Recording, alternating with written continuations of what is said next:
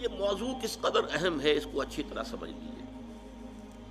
دیکھیے نیکی کا تصور صحیح ہونا کس قدر اہم ہے، اس کی اہمیت کو آپ یوں سمجھیے کہ جو بھی تصور نیکی کا کسی کے سامنے ہوگا وہ اسی پر عمل کرے گا.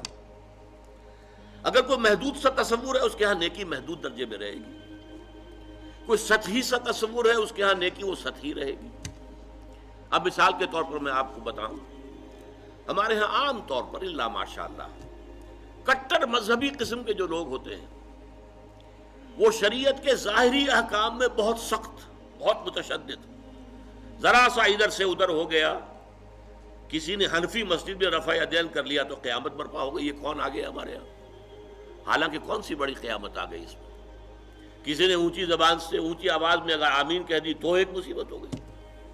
تو ان چیزوں میں تو بڑے جازم، بڑے پختہ اس پہ جھگڑے کریں گے، مناظرے کریں گے، لیکن عام طور پر دیکھا گیا ہے دل کے کٹھور، سخت دل، عام طور پر دیکھا گیا ہے کہ ان میں وہ رقت قلب نہیں ہوتی، انسانی ہمدردی نہیں ہوتی. اس سے بھی آگے معاملات کا ہیر پھیر ہوتا ہے. چھوٹی چھوٹی باتوں پر جھگڑ رہے ہیں شریعت کی اور سودی کاروبار ڈٹ کر رہے ہیں، کوئی پرواہ نہیں. گویا کہ حضرت مسیح علیہ السلام نے جیسا کہ یہودیوں کے بارے میں کہا تھا کہ تم مچھر چھانتے رہتے ہو اور سموچے اونٹ نگل جاتے ہو. چھوٹی چھوٹی چیزوں کے اوپر بحثیں ہیں، مناظرے ہیں، گفتگویں ہیں، دلائل ہیں، کتابیں موٹی موٹی شائع کی جا رہی ہیں، چیلنج کیے جا رہے ہیں. لیکن یہ ہے کہ جو بڑے بڑے منکرات ہیں، حرام شے، اس میں ملوث ہے.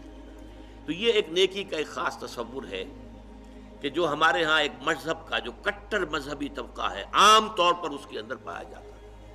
اور اسی کا رد عمل ہے کہ ہمارے ہاں کا نوجوان طبقہ جو ہے، ظاہر بات ہے کہ نوجوان حساس ہوتے ہیں، بلکہ ایسے لوگوں کی اپنی اولادیں جو ہیں ان میں ایک رد عمل پیدا ہو جاتا ہے، اس لیے کہ ان سے چھپا نہیں ہوتا اپنے باپ کا کردار کہ یہ نیکی کے کس تصور پر عمل پیرا ہے، اس کا کردار حقیقتاً کیا ہے.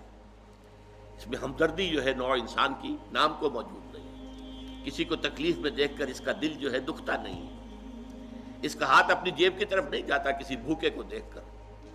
لہذا وہ جو کردار کا ایک تضاد سامنے آتا ہے کہ ایک طرف یہ بڑا مذہبی بنا پھرتا ہے اور حقیقت میں اس کے کردار کا عالم یہ ہے، تو اس کا رد عمل ہوتا ہے. نوجوان حساس ہوتے ہیں اور ان کی سوچ بالعموم صحیح ہوتی ہے، غلط نہیں ہوتی. یہ دوسری بات ہے کہ رد عمل میں انسان دوسری انتہا کو نکل جائے.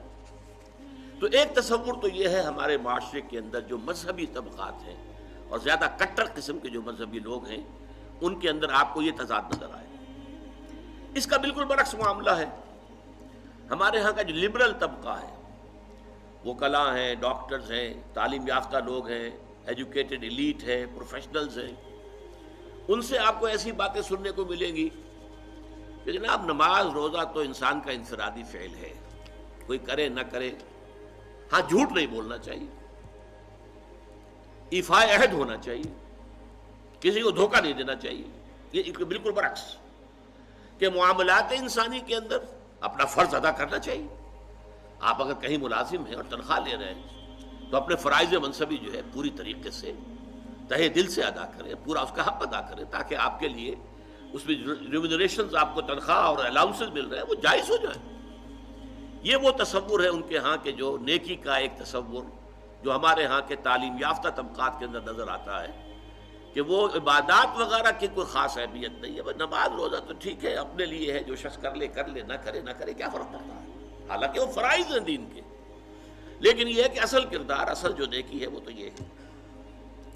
اب اس سے بھی آگے بڑھ کر میں آپ کو ایک تیسری شکل دکھانا چاہتا ہوں جو ہمارے معاشرے کے برے لوگ شمار ہوتے ہیں، جنہیں آپ گنڈے کہتے ہیں یا ڈاکو یا جیب تراش یا طوائفیں، جسم فروش عورتیں. ان کے ہاں بھی نیکی کا کوئی نہ کوئی تصور موجود ہوتا ہے. میں آپ سے عرض کروں گا کہ واقعہ یہ ہے کہ جیسے ہمیں جو ہماری طبعی زندگی ہے، ظاہری جسمانی زندگی کے لیے ہوا چاہیے، پانی چاہیے، غذا چاہیے. ہوا نہیں ملے گا، بند ہو جائے گی تو مر جائے گا فوراً، وہ تو بہت جلدی مرے گا. پانی نہیں ملے گا تو چند دن شاید جھیل جائے، مرے گا. کھانا نہیں ملے گا تو شاید چند زیادہ دن جھیل جائے لیکن پھر مرے گا. تو جیسے ہماری اس زندگی کے لیے، جسمانی زندگی کے لیے، حیات جسمانی کے لیے ہوا، پانی، غذا لازم ہے، اسی طرح انسان کی باطنی زندگی کے لیے ایک لازمی شے یہ ہے کہ وہ اپنے ضمیر کو مطمئن کرے کہ اگرچہ میں بہت برا آدمی ہوں، میں بہت برا آدمی ہوں، میرا یہ کام غلط ہے، میرا یہ لیکن میں فلاں نیکی بھی تو کرتا ہوں نا. وہ نیکی کے کسی نہ کسی تصور کو، تاکہ اپنے ضمیر کو مطمئن کرے.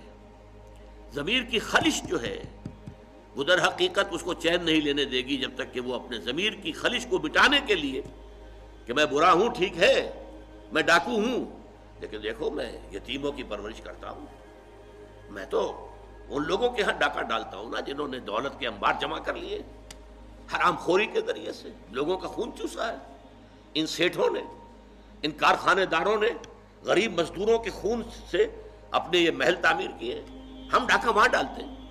اور یہ معلوم آپ نے سنا ہوگا، یہ کہانیاں ہیں کہ اپنے اپنے علاقوں کے یہ ڈاکو لوگ جو بڑے مشہور ہوئے ہیں ڈاکو، وہ اپنے اپنے علاقوں کے بیواؤں کے سرپرست، یتیموں کے سرپرست، وہاں خیر کے کام کرنے والے، تاکہ وہ اپنے ضمیر کو مطمئن کریں کہ ہمارے ہاں اگر یہ ہے تو یہ بھی ہے، آخر ہم نے نیکی کا ایک بندوبست تو کیا ہوا ہے نا.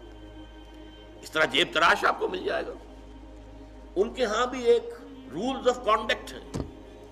آپ کے علم میں ہوگا کہ علاقے تقسیم ہوتے ہیں اور وہاں جتنے جیب تراش ہوتے ہیں ان کا ایک گروہ ہوتا ہے، اور ہر ان میں سے کارکن جو ہے وہ جتنی بھی جیب تراش کر کے جو رقم شام تک جمع کرے گا اسے لا کر گروہ کے پاس رکھ دینا لازم ہے.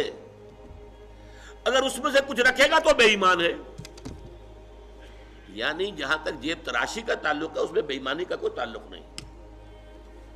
پیشے میں عیب نہیں، رکھیے نا فرہاد کو نام، پیشہ جو ہے وہ تو پیشہ ہے ہمارا. لیکن بے ایمان وہ شمار ہوگا کہ جس نے جو بھی کمائی دن بھر کی تھی وہ ساری لا کر گرو کے سامنے نہیں رکھ دی، پھر وہ گرو تقسیم کرے گا. یہ ان کے ہاں کے ہیں رولز آف کانڈکٹ ہے. ان میں ذرا سا ادھر سے ادھر ہو جائیں گے آپ تو ظاہر بات ہے کہ اس میں پھر اس کو بے ایمانی ہے.